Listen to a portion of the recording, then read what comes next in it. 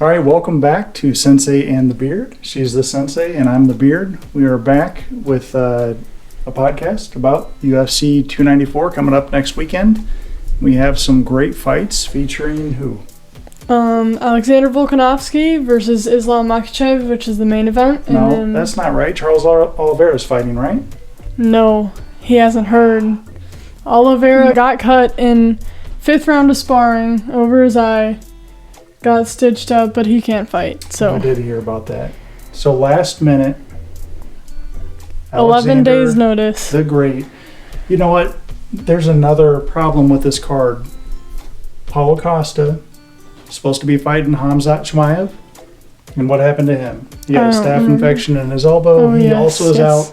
So with 10 or 11 days notice, both the main event and the co-main got changed, and worse than that, two guys that I have very little respect for took the fight on short notice. A couple of former champions and one current champion, and I have to say I have a lot of respect for both those guys taking the fights, this big fight on this big stage in Abu Dhabi on short notice. Why don't you like Volkanovski? Because the Max Holloway fights? Yeah, the first two Max Holloway fights, I thought Holloway won both of them, for sure the second one, and the way that Volkanovski, who won a split decision the second fight, acted after the fight like, oh, he had it in the bag. I was like, forget this guy. You know, basically anytime any fighter beats a fighter that I really love, I can't stand him. So what do you think of Islam then? Same thing, because Oliveira? A little bit, yeah.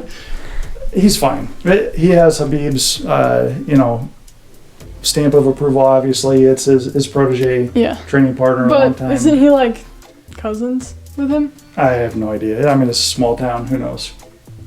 Okay. Let's talk about main event. Yeah, let's go straight to the main card. Okay. So Islam Makhachev versus Alexander the Great.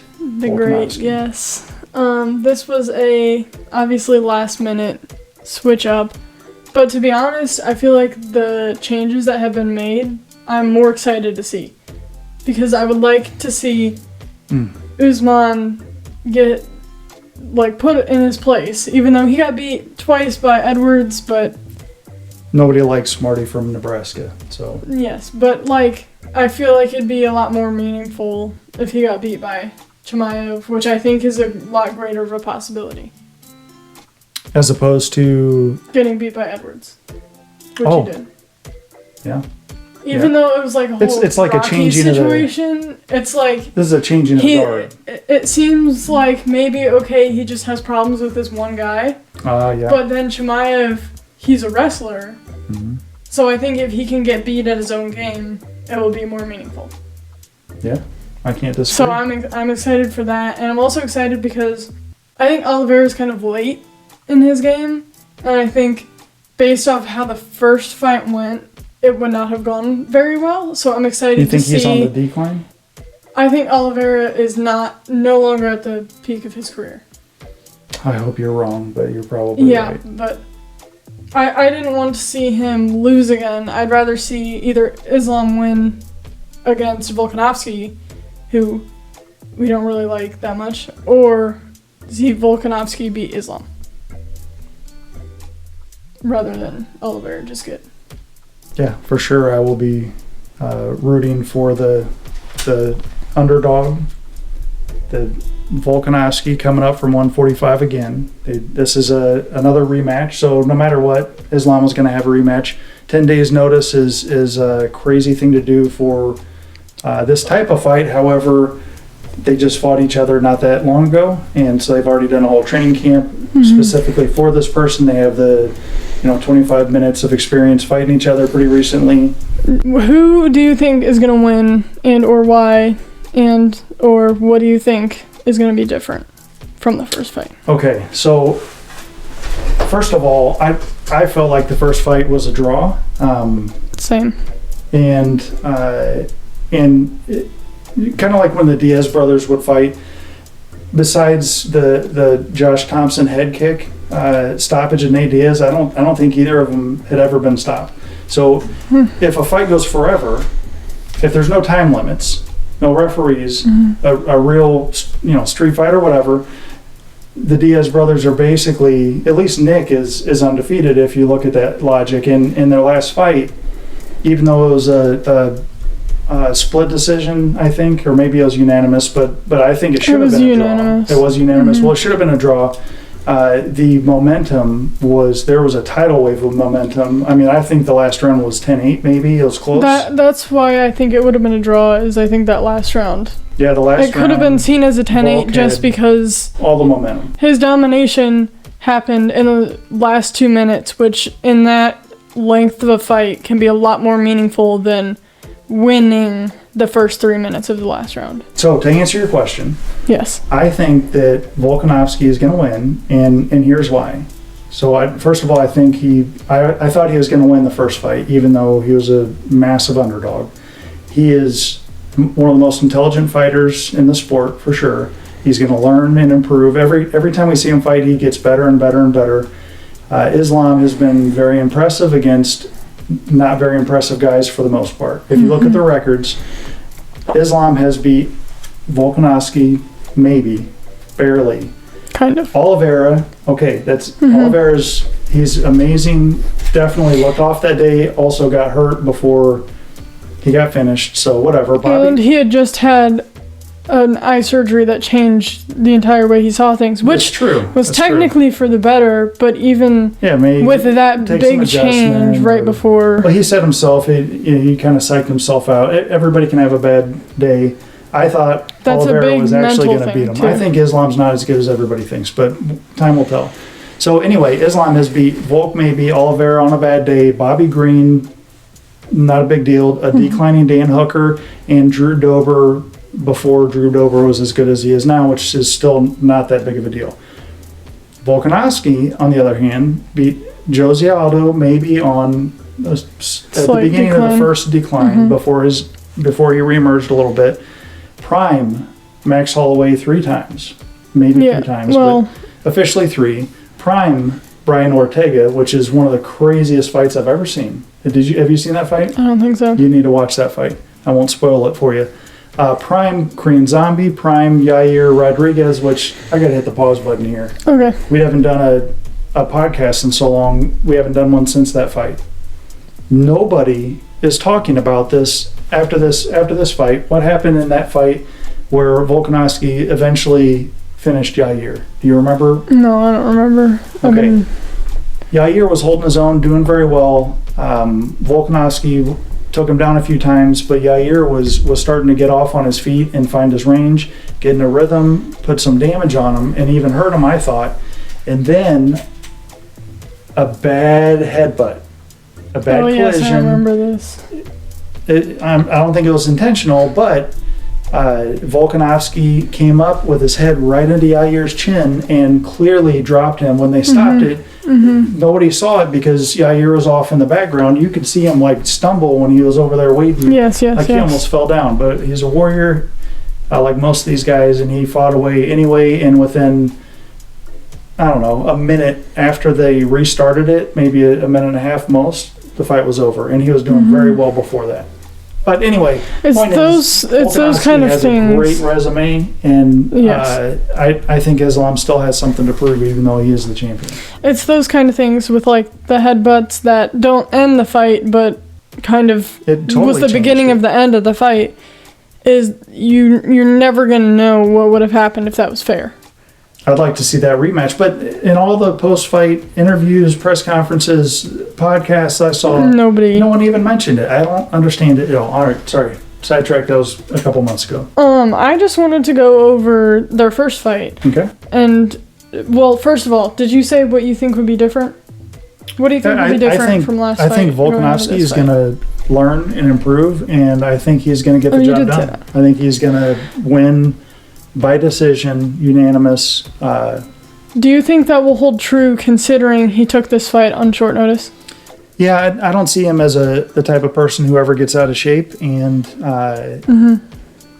he's the weight cut's not going to be as bad. A lot of times the short notice fights are bad because of the weight cut, and you're not gearing your diet and your exercise and your routines leading up to the fight.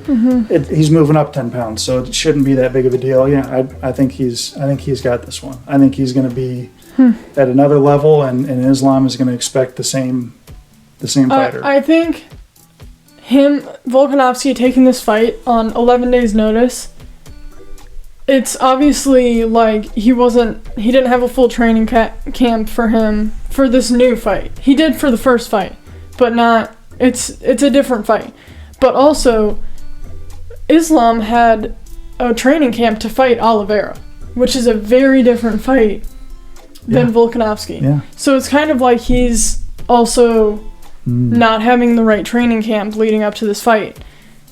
So I think you're right, and neither respect of to them him for taking have a an short notice fight excuse. too. But a little bit of credit's due, because this is a big deal. His legacy's on the line here. Yeah, I just think it's also, it's completely different. It's a completely different fight. It is. Yep, that's a good point. For both of them. And actually, both of their legacies are on the line. Yeah, that's true. But, I mean, also, Volkanovski's not in his weight class, so it's kind of That's true. Well, let's take a look at the, unless he takes the belt, then he's going to be in his weight class.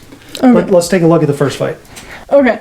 What I noticed was, in the beginning of the fight, Islam looked, like, almost scared. Like, he had a lot of respect for Volkanovski. He wasn't firing as much. And Volkanovski looks comfortable. I mean, he has more experience. He has been doted upon as the GOAT a lot, so I think he had a lot of confidence going into that fight. He looked really comfortable. Later on, you saw... not the GOAT, the pound for pound best in the world at the time. Sorry. Islam, he looked nervous, but, like, I think he rocked him. After, like, he rocked Volk the first time, he, like, got more comfortable, and he was like, okay, I can stand with this guy, because he had been primarily wrestling people and using that to his advantage and his strength before this, but then he showed in this fight that he can stand and bang, which... He's well-rounded. He's well-rounded, and he showed that, I think, in this fight. Who's more well-rounded? Habib. Volkanovski. Oh. Just saying. Okay, just for the record. You also have to consider the weight class change, though. Yeah, he's bigger. But every single person Volkanovski ever fights is bigger, because he's really 4'10".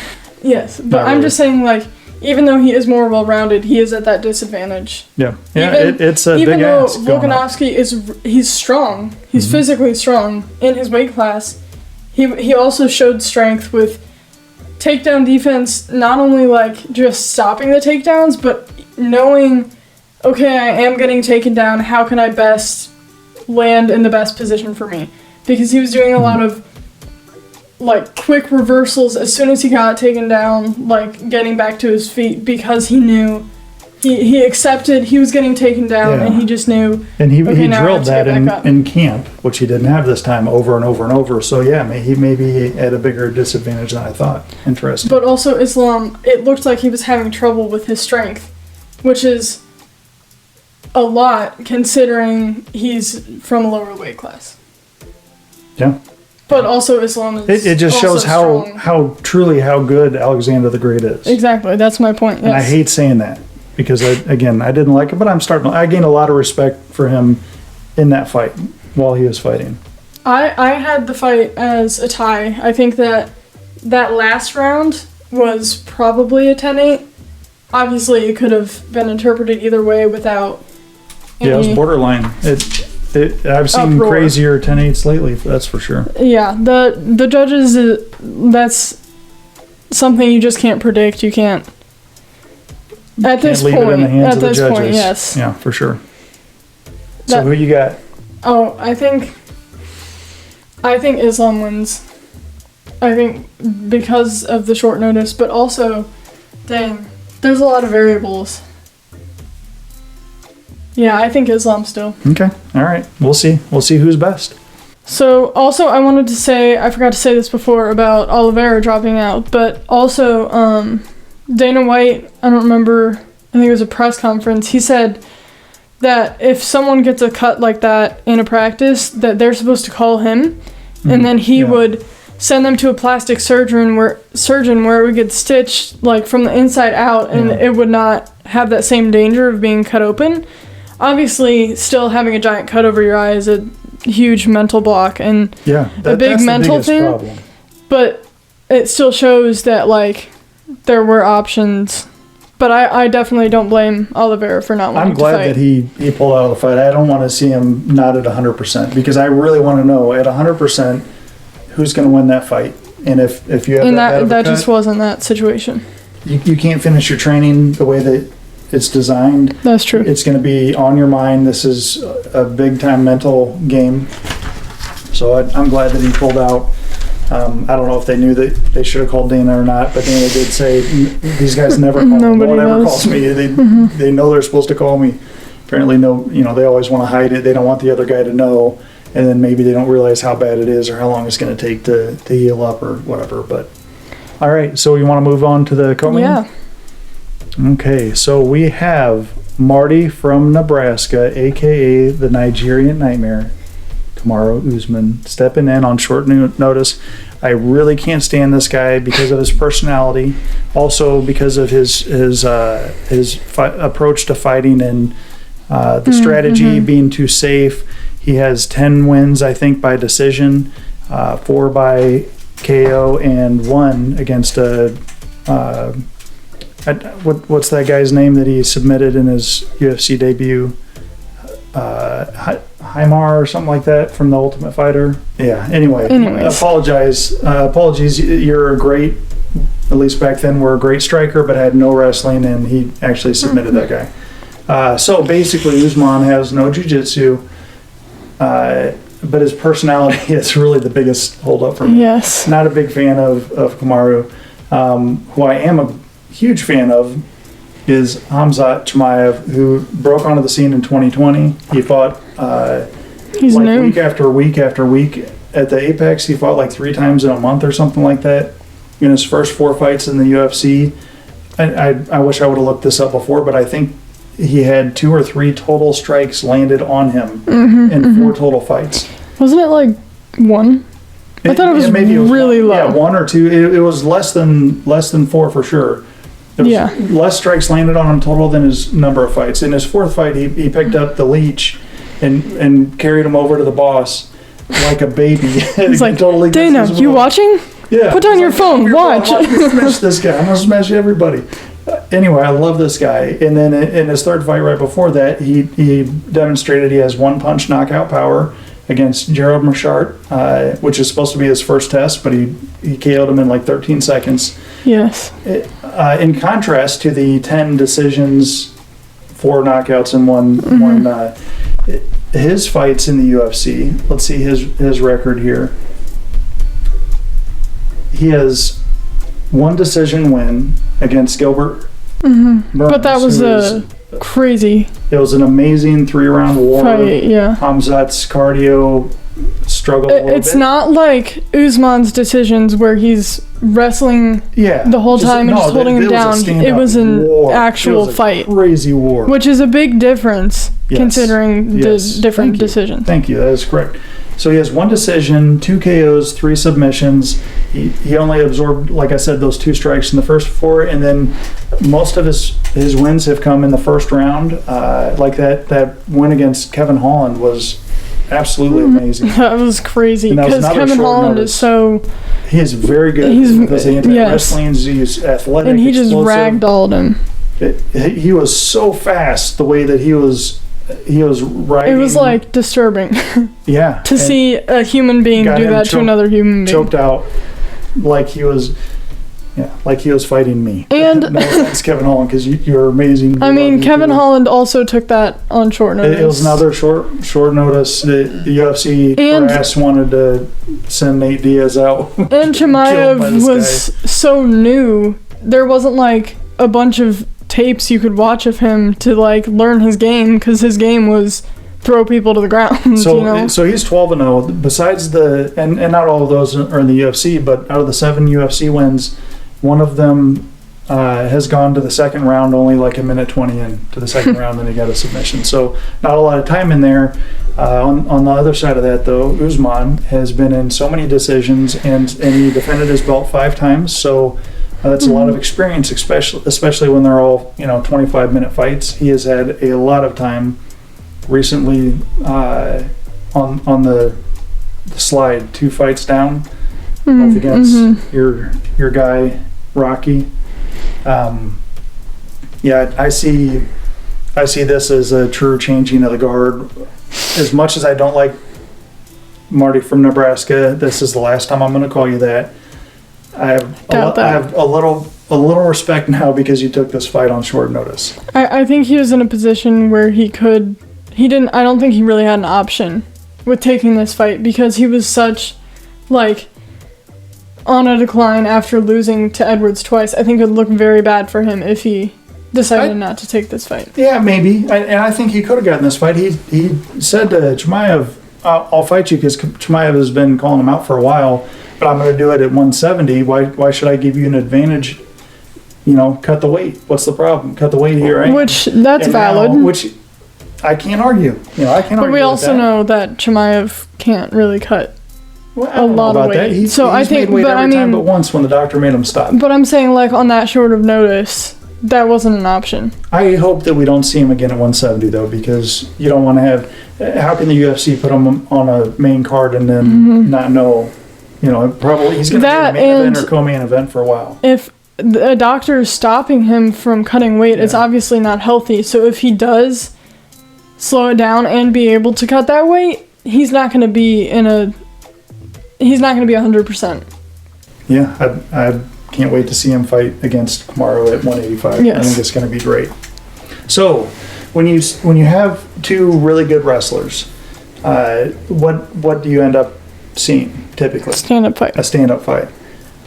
This is definitely the case. So Kamaru has fought a bunch of guys, a lot of good guys.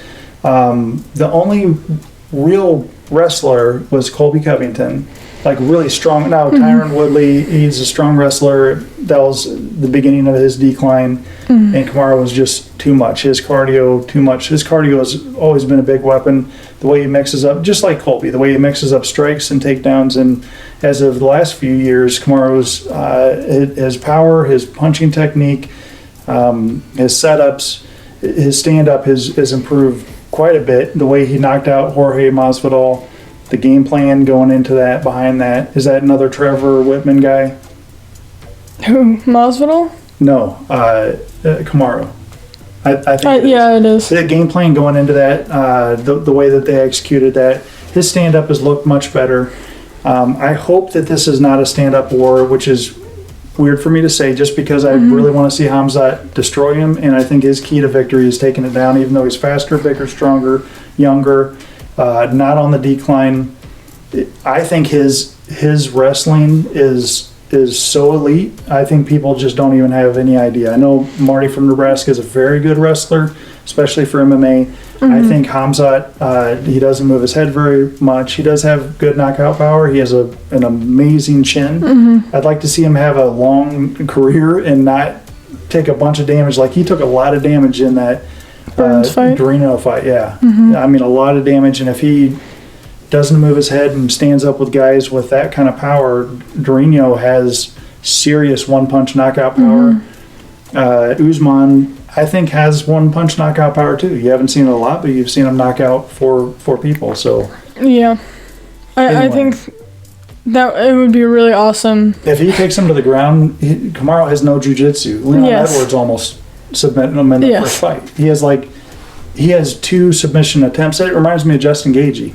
He has 2 attempts in his entire career, and he's fought how many hours in the octagon has he fought? So many hours, and he's only tried to submit people twice, and most of those fights he's on top of them in their guard, wasting time. So anyway, I hope that he gets taken down, choked out, and I think retires. Actually, I don't hope for that. I don't hope he gets choked out. I hope he gets beat up at his own game for 2.5 rounds, and then he It submits is. him. And That's another thing is this is only a 3-round fight. So yeah, the cardio he can't really I think use to his Chimaev advantage. is a 3-1 favorite, and maybe that's changed since then. I think that's a little crazy based on Usman's resume. If you've seen all the stars that he's beat, the streak that he was on before these last 2 fights, and if you look at the resume of Khamzat, he's not beat anybody in the top 5 aside from Gilbert Burns, and that was a decision. But that's the thing is with, I think a lot of these newer fighters, there's some bias with the matchmaking, with throwing them to the wolves early. I feel like because the Diaz brothers have had that, obviously not new, but I think the popularity between certain fighters can definitely change which fights they're going to get. Oh yeah, absolutely. And when you see someone like Chimaev getting thrown to the wolves and then literally being the wolf, it makes a statement, and I think that's dangerous for Usman. He's exciting to watch. I will watch every one of his fights. You know it's going to be explosive, probably over very fast, and it's going to be impressive, and I don't think this will be any different. I'm excited. I can't wait. So, other big news with the UFC. Ooh, yeah. Before we move on to that, can we just talk real quickly about the one more fight on here? Magomed Ankalaev versus Johnny Walker is the next one on there. Do you know who these guys are? I obviously know Johnny Walker, but I didn't do any research for any other fights. Oh, that's okay. Well, there's Ankalaev. Oh, okay. So you remember the fight with Ian Kutilava with the Hulk? I know who that is, but okay, where he was like, who was he fighting? He was fighting this guy. Okay. Where he was like pretending to be hurt, and then when Ankalaev would come in, he'd like throw big, and then he'd pretend to be hurt, and the ref came over and stopped it. You remember that fight? I don't remember that fight. Okay. Anyway, it was against this guy. Okay. But then in the rematch, this guy knocked him out or something, or TKO'd him, I think. So anyway, I just wanted to just briefly talk about it. Johnny Walker he at one point was the dumbest fighter. I loved Johnny Walker from day one on the scene. He's entertaining from his walk-in with the dancing. You mean he's dumb like his fight IQ? His fight IQ, yeah. His choices and that's probably part of why I love him so much is because he's so entertaining and exciting. Yeah. The level of athleticism with this guy is unlike almost anybody we've ever seen in there. And unfortunately, because of that, he's probably taken a lot of damage. His chin is not that great. But if you look at his record, he's on a winning streak. He has gotten in a much better camp with a much better game plan. He's shown maturity. Which camp did he move to? Do you know? I don't know. Put you on the spot. Yeah. Sorry, I don't recall. It's a bit of a sidetrack. Yeah, I was at a soccer game all day, so watching someone block a bunch of goals. Oh, yeah, so I didn't have a lot of time to prepare. So anyway, his chin is suspect, but if you look at his record, his last defeat was to Sweet Dreams Jamal Hill, who's now. That guy had one more fight, and then he won the belt after that. So that's another thing you got to look at is like. Not only the records of where the fighters were at that time, but what they went on to be. Yeah. Who they fought, who the person was at the time during the fight. During the fight, and also it's interesting to see some guys. John Jones is one example where you see somebody's career going like this, and then they fight John Jones, and then what happens afterwards? It goes down. Mm-hmm. Some people just. I don't know if it's a mental thing. It's got to be a mental thing. It could be a huge mental thing. Destroy people. Especially with people who are undefeated with that first loss. Even to someone like John Jones, because, he was obviously like, nobody's ever going to beat him, and no one has, really. So this is for Johnny Walker, this is a huge step up in competition. It's a really hard fight for him. This guy's number 2. Johnny Walker's number 7. Ankalaev just had that title. It was a interim title fight against Jan Blachowicz. I think was his last fight, and it was such a boring fight that Dana decided let's just forget about, no about all those guys. Glover Teixeira and That's funny. yeah, Sweet Dreams got to fight another fight. So Okay. I'm really rooting for him. But it's going to be a tough fight for him. This guy's real good. Okay, USADA. What's going on with USADA? So they are officially, I guess it's official, leaving the UFC, or the UFC's leaving them, I guess. They chose to not renew their contract for 2024. So Yeah. as of January 1, USADA's out. Which is a big deal because of not only people who are in the USADA pool, but also, like, how those rule changes can affect people who aren't. But I don't know what the rules are going to be like, because isn't UFC, like, making their own? Yeah, so basically, there's a little bit of drama to the story, but the gist of it is the UFC started having some issues with USADA and decided to go in a different direction. They've been with them since I think 2014 and have built really changed the game across all of MMA, across basically every major promotion uses this type of anti-doping program, and it's really helped make it a safer and better sport for the fighters. If you look at guys pre-USADA versus post-USADA, yeah. it's unbelievable. Like they call it pre-TRT, Vitor Belfort, like that guy before, and then after. Oh, yes. Alistair Overeem looks like a totally different human being. You know, there's Brock Lesnar, a lot of guys, and he didn't have any post-USADA But, I mean you you could could fail kind his of last one. But tell. anyway, definitely that this is something that is not going to change. It actually isn't a big deal because USADA is an organization, and basically what has happened is the technology has changed over the last several years. The players in the industry have changed, and there's a lot more competition. And That's what I think the big deal is I think that they're going to be able to catch a lot more. And I think that can change the sport because they're not as updated as they could be. I don't think it. So people saw this news and they're like, "Oh, great, Brock's coming back," and they're not testing anymore. That's not true at all. No, that's fake news. And what's happening is they're going to continue. The UFC is the one that built this program out with USADA, so they're going to continue managing it and really take over more and outsource some of the testing with the same company that actually USADA uses in some countries. And the NFL, the NBA, all of the FIFA, all the major league sports out there use this company, and it's just times are moving on. But someone did something, didn't take the news very well. So the CEO during the meeting allegedly, whenever Hunter Campbell told him we're choosing to move on and not renew next year. Hunter Campbell is the lawyer for the UFC, right? He's the matchmaker. The matchmaker? I think so, yeah. Oh, maybe he's a lawyer. I thought I don't he was know. okay, it doesn't matter. He could be. But anyway, so in the negotiations with USADA, they met and Hunter Campbell told him, we've worked on this and we decided we're going a different direction. And apparently the CEO, UFC was like 25% of their revenue. He has a big cut. Yeah, massive. It's their biggest and client. It's a lot of publicity for them because I think the steroid use is a huge part of this game that was giving them a lot of publicity. What? Nate Diaz. I was thinking about Nate Diaz saying everybody's on steroids. And then, you're on steroids. Anyway, so basically this guy went out and he kind of lost his mind. He made some claims that were maybe defamatory, definitely. This is a question. If you want to read it. Yeah, go ahead. Oh, okay. So this is what I believe CEO of USADA said.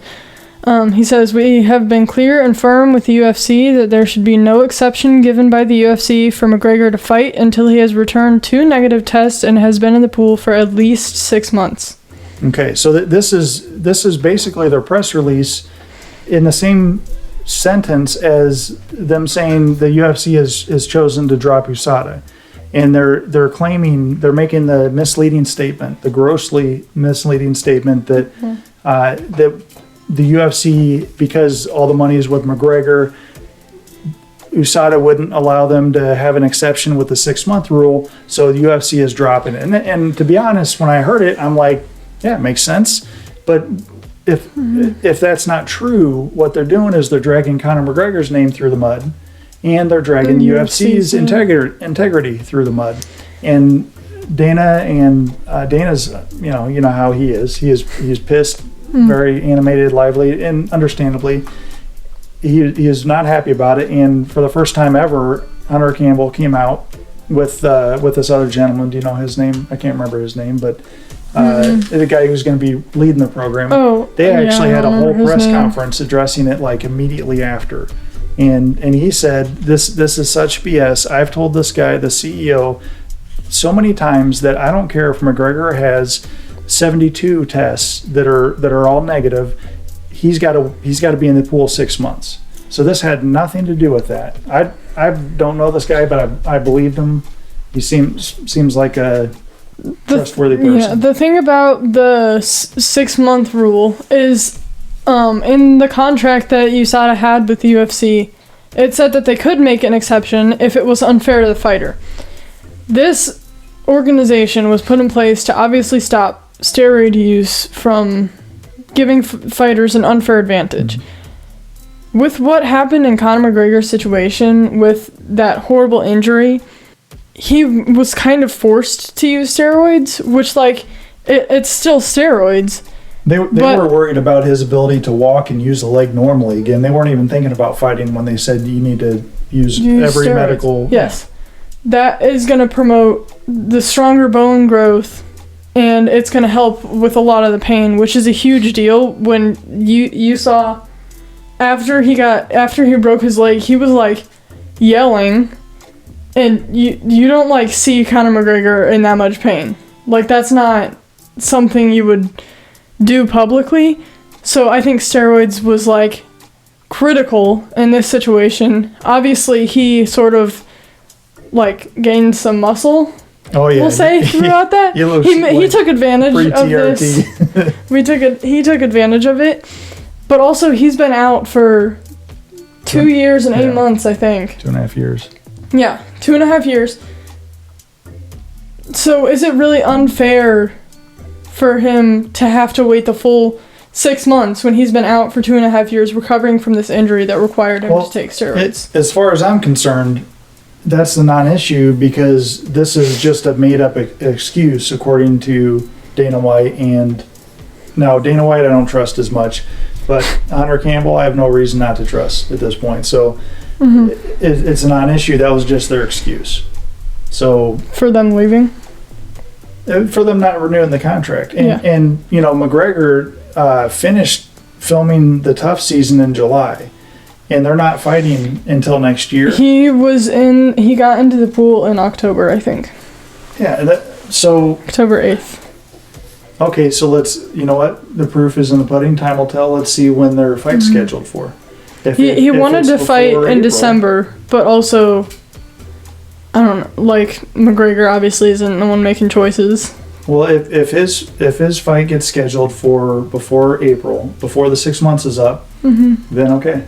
Maybe this Hunter Campbell's that's what deceiver. I think is going to be the big deal, is because I don't know what their rules are going to be with this new organization that they're making. Yeah.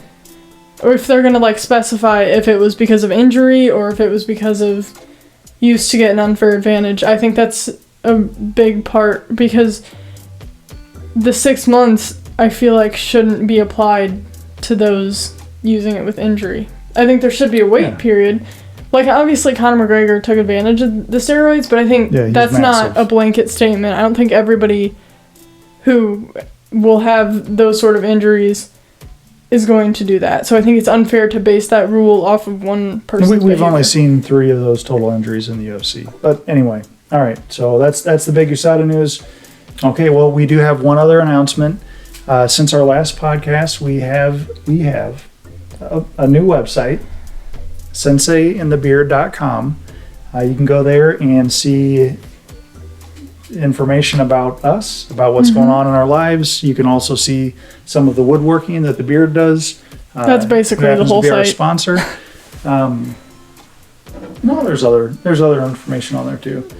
But so this week, and actually, before I get to this, we have decided to name the yes. bowls and different turn pieces in our signature series, and all of the names, the naming convention we're using, they're all going to be, to tie it in with our podcast here, MMA fighter nicknames. Mm-hmm. So this, you Well, gonna say something? no, yes, I was. Yeah, go for it. I think that's a great idea, but I also think to people who don't know the nicknames, which like old ladies is basically all of your audience. Yeah, pretty much. It's gonna be really weird. Okay, that was all I was I saw a gonna bowl say. today to a guy, but it's That was his first a wife. lady. All right, don't say who that is. All right, so I don't even know no, who that that was is. a different bowl. Okay, so this is in our, thank you. Yes, in our signature series, Mitsu Haru in Japanese, which means light or radiance, and it is after pioneer MMA fighter Koji Kateo, rest in peace. He fought in both Pride Fighting Championships and one fight in the UFC back in the day in the late 90s. And this is a large salad bowl made out of mostly black walnut, but also a couple of accent strips of maple. I have a question. Did you know who that guy was before you named this bowl? No, sure. Well, I mean, I saw him fight, but I didn't remember. It was in 1996, so it's been a hot minute. Okay. Are Okay. you scared of me holding this bowl with one hand? No, not at all. So, look at this beautiful bowl. And you can actually purchase this and the other turned items, I can't see it. this and the other turned items at senseiandthebeard.com. Is that one sold though? Nope. This is Oh. the only one left, I think, in the signature series that hasn't sold. Wow. Hurry up. Oh, no, there's a couple more too, but those are Never on mind. Take your display time. at, different places in Kankakee, but you can still buy this too. So, well, thanks for tuning in. I can't wait to see these fights next weekend, and hopefully we'll have time to put together a post-fight show as well. Yeah. Thanks.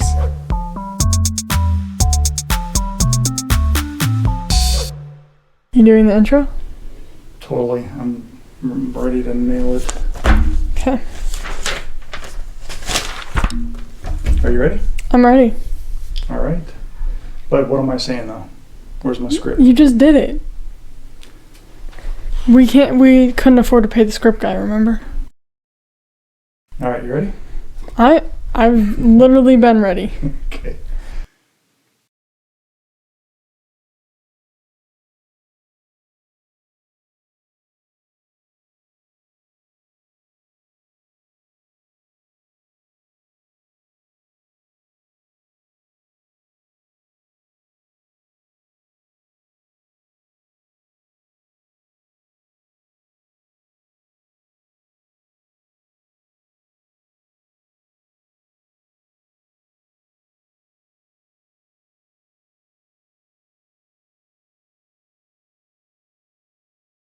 You doing the intro? Totally. I'm ready to nail it. Okay. Are you ready? I'm ready. All right. But what am I saying though? Where's my script? You just did it. We couldn't afford to pay the script guy, remember? Yes, I do. Okay. Okay. All right, you ready? I've literally been ready.